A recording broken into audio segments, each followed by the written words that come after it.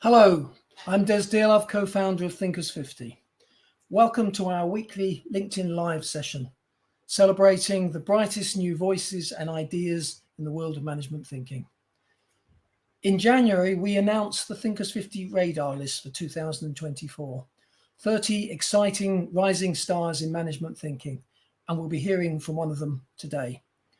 This year's radar list is brought to you in partnership with Deloitte, and a key topic for this year is making workplaces wholly inclusive and healthy for everyone.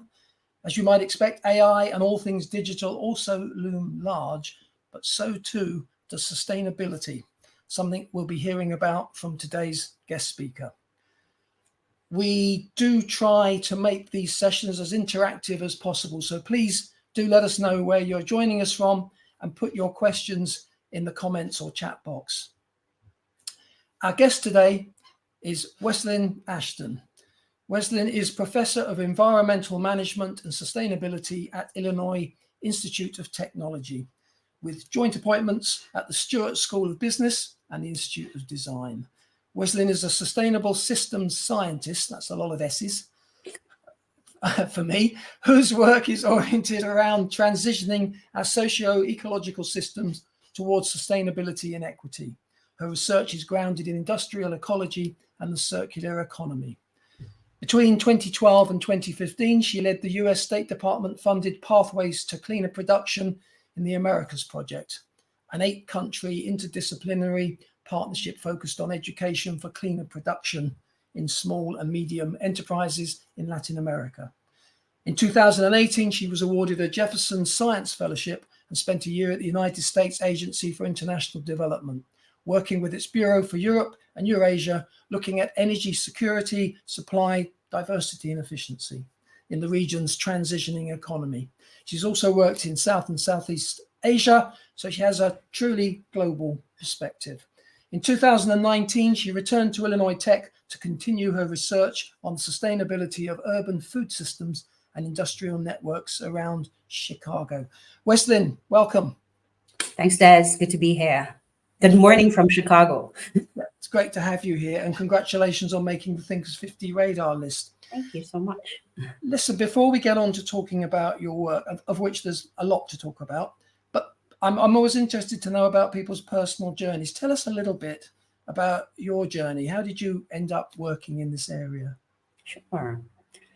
So my journey starts in the Caribbean. I was born and grew up in Trinidad and Tobago, which some people might know, but many people don't, is really one of the most industrialized islands in the world. So our main export is oil and gas. And the juxtaposition of the natural environment and this heavy industrialization, I think, is what really kind of shaped my interest in environmental issues. So I went to MIT. I did an undergraduate degree in environmental engineering. And towards the end of that program, I was introduced to the idea of cleaner production and industrial ecology, right? So as an environmental engineer, I was learning about how do we remediate, clean the problems that had been generated because of our industrial systems, right? Because of our wastewater. And so I knew that for my graduate work, I really wanted to do something that was thinking about how do we redesign our industrial systems so that they can operate more in harmony with nature. And I found a graduate program at Yale University in industrial ecology. And the professor that I worked with, Marian Choto, was working on an idea called industrial symbiosis, right? And industrial symbiosis thinks about how do we get companies from different industries to collaborate around managing energy, waste, water, byproducts. And so the core idea is the byproducts, the waste from one industry can become the input to another, which I think nowadays, it seems like, yeah, that's the thing to do. But 25 years ago, when I started my PhD, my graduate work, it wasn't, right? And I think thinking about sustainability in business was very fringe. now it feels much more mainstream, right? Like we have the finance sector really pushing on integration of environment, social governance, ESG metrics in their decision making. So it's much more mainstream. And because my dissertation work was interdisciplinary, I landed in a business school, right? The Stewart School of Business at Illinois Tech. And so over the last decade that I've been at Illinois Tech, my work has been grounded in business. And a couple of years ago, I started doing some more collaboration with colleagues in our Institute of Design. And they're like, you're really a designer, you know. And so in the words of Herbert Simon, you know, a designer is anyone who tries to change the future, right? And thinks about the path that we're on, devises solutions, thinks about innovation, but really is working to change the way we do things. And so, you know, in a way, we are all designers, right? We're designers of our lives. We're designers of companies. Hopefully we all have some kind of design element to what we're doing. We have some kind of agency in what we're doing. I do hope that's the case. Listen, really interesting. You know, you're talking about, I mean, I know you're very kind of systems focused, and I love the phrase industrial symbiosis. That's how, you know, I'd like to think the world can move forward, understanding the knock-on effects and how things are interconnected. But just to really ground this, you and I were talking just before we came on about an example in Barbados. Mm-hmm. Can you just tell us a little bit about that example? Seaweed and white rum were involved, as I recall. Yeah. Right. So, you know, we joke, right? Like, what's the Caribbean known for? White sand beaches and rum, right? Party on the beach. And seaweed is a completely natural phenomena. So in the Western Atlantic, we have brown seaweed that's known as sargasso. John Reese wrote a book, White Sargasso Sea, you know, so it's a natural phenomena that has existed for a long time. So these mats of brown seaweed float in the Western Atlantic, providing a habitat for fish, right? And so juvenile fish species grow in it. But with climate change and global warming, we are increasingly seeing larger and larger masses of this sargassum seaweed washing upon the shores of Caribbean beaches, the southeastern United States, so Florida, the Gulf. And it presents a huge problem because once that mass washes up on the beach, it starts to decompose, right, and rot. And so there's a smell, it attracts flies, and nobody's coming to your beaches if, you know, you have this rotting mass on the beach instead of the white sand. It's estimated that it costs upwards of $200 million a year just in cleanup costs, right? So that's not accounting for the lost revenues from tourism, the hotel stays, the restaurants, you know. So it's really been a huge impact in the Caribbean. So I have one of my colleagues, Dr. Legina Henry, who is a lecturer at the University of the West Indies in Barbados in renewable energy. And in her lab, she and her students were experimenting on ways to, what you could do with this material. And they came up with a process to combine this sargassum seaweed with rum distillery waste. And there's also some animal manure that they combine with it, run it through an anaerobic digestion process, and produce bio-based compressed natural gas that can now replace gasoline that's used in automobiles on the island, right? So this is a great example of industrial symbiosis, right? Yeah. We have a waste from one industry, we have a natural waste that's generated on the island that's causing a real problem. And so we combine it in an interesting way to produce a new product, right? And, you know, so there is a significant capital investment that needs to happen to build this facility.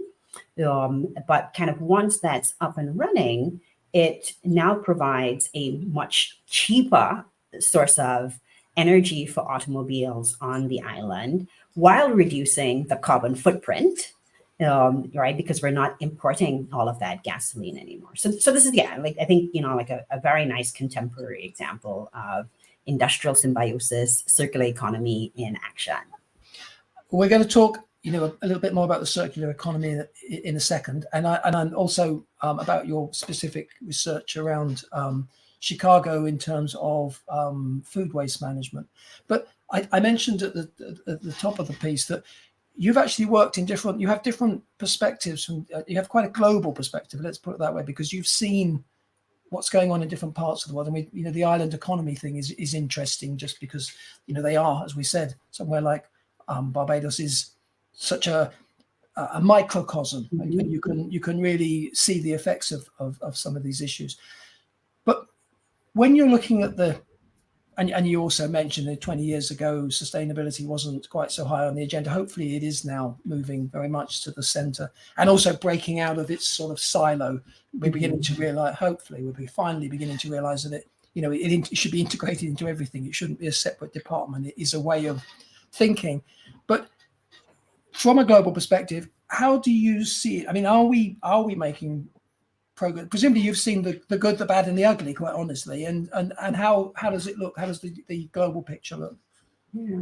Big question. Sorry. It is a big question, and I think it is a mixed bag, because I think that there are certainly a cadre of companies who are on the leading edge, who have integrated sustainability, the sustainable development goals into their purpose, right? And so they are thinking about aligning the purpose of the company, the types of products that they're developing, the contributions that their employees are making, and the benefits that their employees receive, the value of products to their customers and the communities in which they're based. And so aligning purpose with profits, right?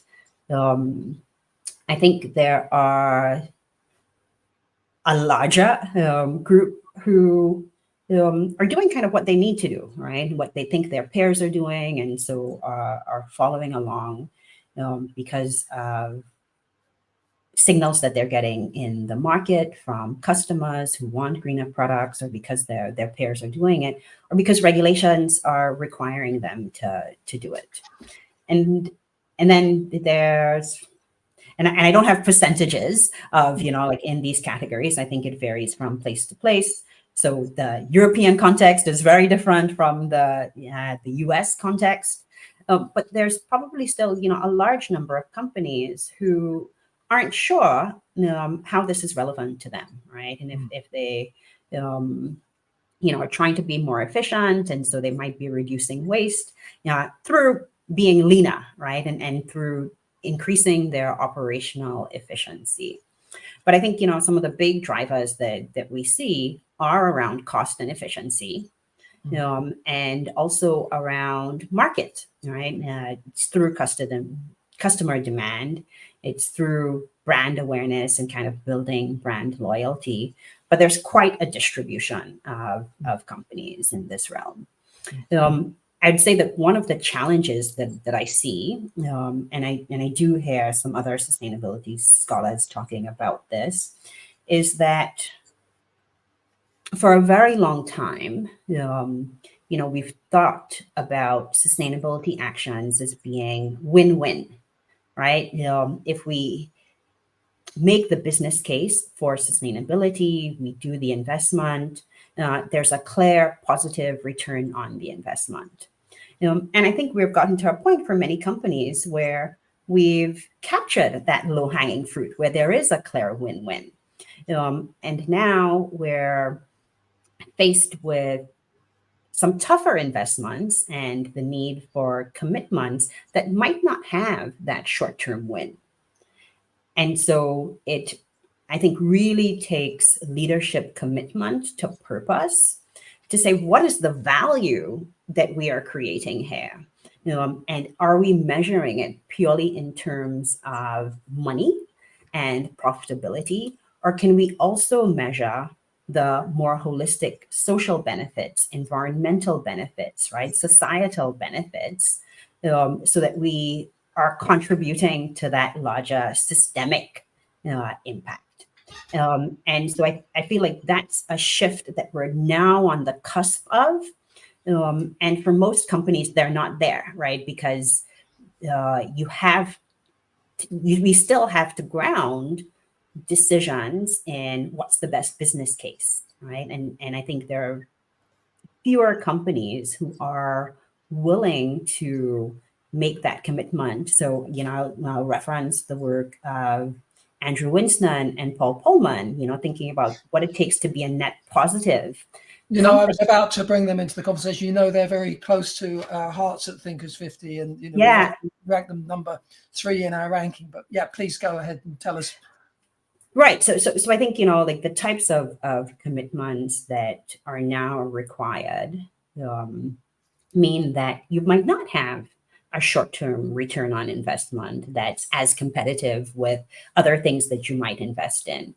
But if we think more holistically about the long-term benefits and the value that's being created. So the framework that I've been using and others use as well is that of thinking about multiple types of capital, right? So usually we really measure things in terms of financial capital, right? Everything is monetized, but through the work of groups like the Capitals Coalition, right, we're developing frameworks for measuring natural capital, social capital, human capital. I also like to think about cultural, digital, political capital. And so I think, like we're at a point of thinking about how can we measure how we use, how we destroy, or how we can regenerate these different types of capital. Because guess what? All businesses rely on all types of capital, and they are not strictly replaceable, right? So there's a concept called strong sustainability, right? Where we think about the stocks of these different types of capital independently. Whereas a weak sustainability conception thinks that, well, if we're getting the money from using up a natural resource, then we can put it into our bank account. But if we've completely used up that natural resource and we've destroyed the place and people can no longer live there, now we've lost that natural capital. We've lost the cultural capital of that place. And so they're not directly replaceable. And so what I see is a need, and work of the Capitals Coalition is really trying to develop frameworks for us to measure and account for the value of these different types of capital independently of just monetizing them. No, I think you're absolutely right. I mean, I think one of the difficulties when you certainly in the past when you were talking to the business community is that only the financial resources were costed. It was taken for granted that the environment and the planet was kind of was free, but of course it's not. If you're using up that resource or you're changing that resource, then clearly, but it's like a one-dimensional system in a way, because that's the only, and of course the only thing that gets measured and gets paid for. There you go. Is the only thing that leaders back in the day would have looked at, and certainly the argument about shareholder value being the only thing that mattered. But hopefully we've moved on from that. But we mentioned Paul Pullman as being a potential exemplar of a leader with a bit more vision. Are there other people? You also talked about, you said there's companies that are at the leading edge. Are there examples that you think about, either specific leaders or organizations that you think are kind of doing, I mean, nothing's perfect, but doing this well or leading the way? Yeah, I think Patagonia is an example that's always held up as being a leader in this space. Yesterday, I had a chance to attend part of the Harvard Business Review Leaders Who Make a Difference event, and was learning about the work of Elf Cosmetics, and the investments that they're making around purpose, right? And because they're serving a global market, diversity and inclusion is a really big part of not only who they sell to, but also reflective of the company itself. And part of that purpose is also thinking about how they use resources, right? Their packaging footprint is pretty significant. And so that's a place that they've made a lot of investments in trying to reduce the packaging, to reduce their carbon footprint, while reducing cost, right? If you're reducing packaging, you're reducing cost as well. So I think, there are many, I think the fashion industry, particularly fast fashion, gets a bad rap. And I was reading the other day about H&M, like really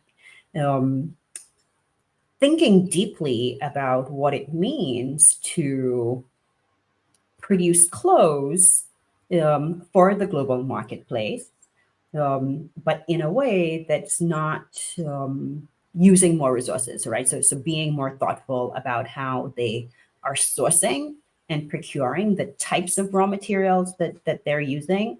I think they've been using recycled PET bottles as a source material. And so now they're thinking about, well, how do we actually reuse textiles in new clothing? And I think the statistic is something like 80% of clothes that we have go either into a landfill or are incinerated, right, every year. And most of that landfill happens in the global south. And only 1% of clothing is currently recycled into new clothing, right? So that's a space that they're trying to innovate around, right? And this is not easy, right? Because those fibers are already shortened because they've been processed, and so there are limits to what we might recycle and how we might recycle. There are significant capital expenses, right, to invest in the equipment. There are energy expenses to convert those materials. So it's not that recycling isn't always cheap, right? But these investments are commitments that companies can make to how we do better. I also think about smaller companies, right? And so I think, like when we're talking on a global scale, we often look to multinationals, but there are so many small, whether they're social enterprises that are trying to hit both a social and financial target, or purely for profit, but doing something in a way to benefit a community all over the world. Right. And so there are thousands of examples of small companies that are trying to do things differently to benefit their communities, to create jobs, to leave the world a better place, right? Use resources more sensibly. You mentioned Elf Cosmetics, and again, we were fortunate to have Scott Milson actually is another of the executives at the Thinkers50 gala, and in November, and was fascinating. Was on our sustainability panel, and really interesting what they're doing. But when you were talking to it, it reminded me of another company we had some sort of interaction with a few years ago, a company called EcoAlf. I don't know if you've heard of those, Spanish company. What they're doing is they make clothing, very classy, upmarket clothing, from plastic, the plastic that we find in the ocean. And the other part of this was they were paying the fishermen, which makes no sense until you see it in a circular way. They're paying the fishermen who are going about their business and fishing in the Mediterranean, instead of just throwing the plastic back that comes up in the nets, the plastic bags and all the waste. They were saying, we will pay you for the plastic if you take it out of the ocean, and then we will use it to create clothing, which we will then turn into a kind of a social enterprise business. And they were very successful. And I'm trying to think of his name, but the CEO and founder was very smartly dressed Spanish gentleman. And I remember saying to him, "But you're not wearing the clothes." And he said, "Yes, I am. This is this is how good the clothes can look, just because." So there are some great examples, and we're trying more and more at Thinkers50 to, we talk about bringing thinkers plus doers together equals impact. So we've got a simple formula: thinker plus doer equals impact. So I will come back to you at some point and try and pick your brains for some of these other companies, because we'd like to shine a spotlight not just on the ideas, but also on the companies that are putting the ideas into action. Now, we started talking about the circular economy. Most people listening will have some idea what it is. At Thinkers50, we've highlighted the work of Ellen MacArthur Foundation and others, but perhaps you can give us your definition and perspective. What is the circular economy, and where are we in that journey towards it? Right. So let me start with what it is, and I'll tackle where we are. Okay. I'm asking you big challenges here, but yeah. So I think of the circular economy as a way of organizing our economic activities to extract as little raw virgin materials from nature as possible, utilize what we have in a smart way, so maintaining the value of those resources throughout their life cycle, right, is the term that we use. So this is contrasted with the idea of our linear economy, which we currently operate under, in that we extract a vast amount of natural resources. So we take resources from nature to make a variety of products across global value chains, distribute them to customers around the world. And then at the end of life, right, after customers are finished using those products, they dispose of them, and those wasted products end up in the garbage. They might be incinerated, they're going to the landfill, right? So they have a single chain, a single use. And so it's a very linear flow. So the circular economy says, well, can we think about, one, redesigning our products so that we're using less virgin resources? We might be using more bio-based or more recycled content. So we're needing less virgin resources. How can we optimize our manufacturing processes so that we're reducing the waste that's being generated, reducing cost, reducing waste, distributing them smartly, creating multiple markets. So rather than only thinking about we're going to sell this product once, can we capture that product after the first set of customers have used them, and then bring them into a secondary market so they can be reused, resold by someone else? The products might not always be of sufficient quality to do that. So we might need to repair, we might need to disassemble, remanufacture those products into new products, right? So that there's an opportunity to collect, remanufacture, put those products back into circulation. And then the end of life really becomes disassembly, decomposition, so that we can get the materials back, put them into new uses, and get the energy back from those materials. So, we think about extending the life of the materials, reusing, creating opportunities for sharing these product life cycles. Now, where we are. where we are. Hopefully, we all know now that that's a good idea. Yeah. We're very far away. So I think the latest circularity gap report indicates that we currently recycle, reuse materials about 7% of the materials. So our circularity level is about 7%, meaning that of all of the materials that we extract from the earth, pass through various cycles and kind of come back into reuse. That's only 7% of what's extracted, right? So that's a very small number.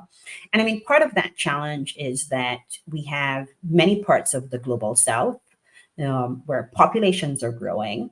We need the infrastructure, right? Roads, buildings, housing, to meet the material well-being needs of that growing population.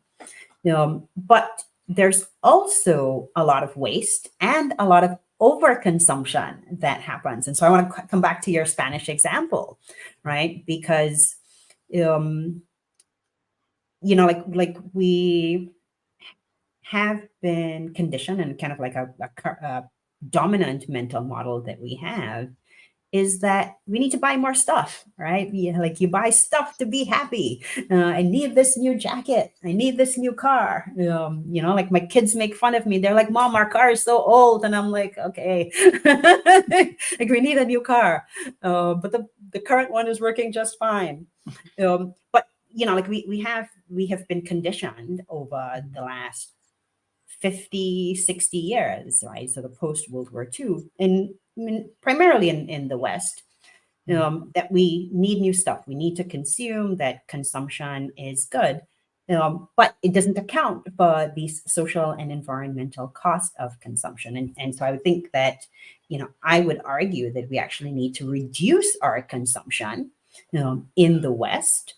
And that might involve purchasing fewer but higher quality goods that are more durable, that can be repaired, so that we are not just buying stuff that's going to end up in the landfill, right?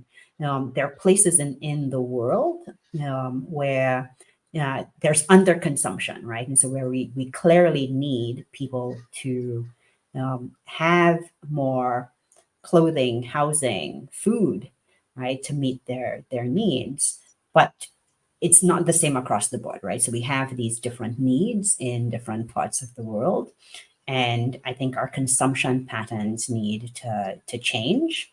I'm just recalling a conversation with some of my current students, and several of whom come from Asia and Africa, saying that, in their markets, they feel that they get lower quality goods, right? Which only work for a year. And so it has to be disposed and they have to buy a new one next year. And so, I think we kind of equate price with quality, right? So it's a lower price, and so it's a lower quality. And so we end up with more waste, right? And so I think we also need to rethink about how we might provide better quality goods that are more durable, so that we are not generating much of that waste anywhere we are in the world. No, it's interesting. We Philip Kotler, who we gave a lifetime achievement. Oh, I'm ticking all the boxes with the Thinkers50 thinkers, because it's lovely to begin to integrate some of these ideas. But Phil's big thing these days he was talking the last time we spoke to him about marketing. We assume is all about, and he's the great kind of master of marketing, virtually kind of created a lot of the marketing theory. But he was saying that non-consumption, I forget what he calls it, sort of unmarketing, is the big thing. How do we use the techniques that we've used in the past to encourage people to consume more? How do we use marketing to persuade people to consume? For example, use less water. Don't use the resources. It's like a whole new area really for marketing. But some of the tools that we've got in the business toolbox could be used to support circular economy thinking, rather than, as you say, the traditional kind of linear economy that you were describing earlier. We've got lots of questions coming in. I'm very conscious that I want to talk about your specific work at the sustainability of urban food systems. Perhaps we can work some of that stuff into the answers to the questions as well. But sure. I do want to get a couple of these questions in. So Danny Wareham says, Weslynne, do you feel that there is genuine movement from commercial organizations towards a truly circular model Or are we still using the linear make, use, dispose model, but focusing on increasing the time between make and dispose so as to appear more sustainable? So I think there's still a lot of greenwashing, Yeah. right? And circular washing, right? Yeah. Like we're making things circular. Cycle. Yeah, spin cycle. Yeah. But I do think that increasing the durability, the repairability of products, so lengthening that time between make and dispose is beneficial, right? Because if we are keeping more products in use, whether it's, from the primary consumer or in a secondary market, then we're not producing. That's one less item that we have to produce, right? So I think there is a benefit there. But I do think that there is a good bit of greenwashing and circular washing that still goes on, because there's often not a penalty, right? Like this is not regulated. These actions are really voluntary, right? And companies are doing it because they think it helps them to be more competitive vis-a-vis their peers, vis-a-vis customers, helping them to reduce costs. And so, if we don't have someone that's saying, is this actually true? And I guess that's part of the role of the public and scholars. I have a colleague, Nancy Landrum, who's was at Loyola University Chicago and is now in Munich Business School, who recently published a study looking at sustainability reports, and the fact is that most sustainability reports are really a lot of talk, right? And she aligned it that most are aligned with what we think of as that weaker sustainability, not the strong sustainability. Yeah, I mean, it's interesting. I remember a couple of years ago, I think it was Unilever. I'm sure it was Unilever, who obviously in some ways have been leading the way in some ways, telling their customers that 70% of this product is recycled, is going to be recycled, is made from recycled plastic, and thinking they were doing well, but actually the consumer pushback was, we don't want 70%, we want 100%. Mm-hmm. So they actually realized that they were no longer leading, and in fact, certain consumers, certain vociferous consumers were actually pushing them to go faster, which I think is a healthy thing. Let me put part of that accountability, right? Yeah, absolutely. So if the government's not going to hold you accountable, your customers might. Yeah. And as consumers, we all have a voice. We all have a role to play in this. I think we obviously it's easy to forget that sometimes, and we fall back on just convenience. Let me ask you another question. I haven't got a name on this one. What role does innovation play in addressing social and environmental challenges? And here's the kicker: how can AI technologies be leveraged to enhance the strategies for sustainability and equity in urban food systems?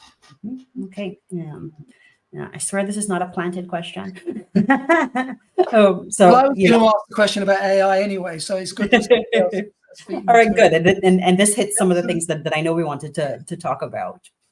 All right. So I do sit in the Institute of Design, which is really one of the founders of thinking about human-centered and user-centered design. And in our work, we're actually thinking about systemic design, right? And so it's not just about designing products, although, like we certainly have toolkits, right? So IDEO and the Ellen MacArthur Foundation have their circular design toolkit that's very beautiful, that has, guideposts and checklists, and it's a great toolkit for how a company might think about implementing circularity in their product design, their business model, and even collaboration. For us, we are thinking about a more systems view, right? So yes, we might want to develop new products, but we are within this larger system, right? And we don't get to transformation just by changing products, right? Like we also have to change hearts and minds, right? So to the point you were making about the unmarketing, right? Changing human behavior is not usually done with numbers and statistics.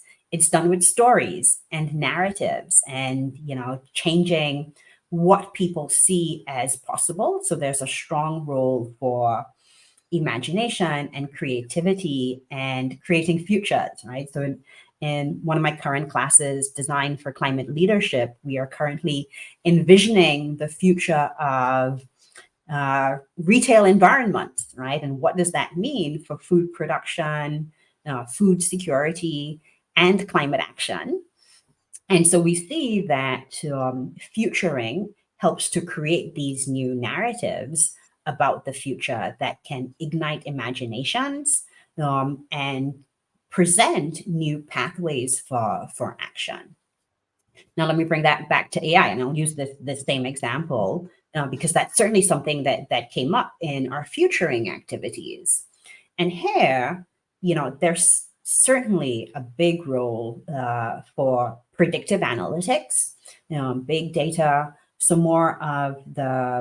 rather than generative AI, and I think there is probably a role for generative AI in here, but like I'm thinking more the machine learning and predictive analytics to help us better understand our food supply chains, right? So a big problem in food supply chains is a lack of traceability and transparency, right? What's coming from where? How much is, when is something going to be expired, right? Like when is something no longer good? And so I do see a huge opportunity here for predictive analytics for us to better manage our food supply chains. How much should we order? How much is likely to go bad? Now, what should we price food that might be expiring in a few days so that more people are likely to purchase it? And so yeah, I think there's an important role for AI in here for us to better understand production, supply chain, consumption patterns, so that we can reduce the waste that's being generated in this food system. We are, I'm afraid, running out of time. But if there's one thing you'd like people to take away from, I'm going to ask you two things in one because we've only got a minute. If there's one thing you'd like people to take away from this conversation, what would it be? And where can people find out more about your very important work? Yeah.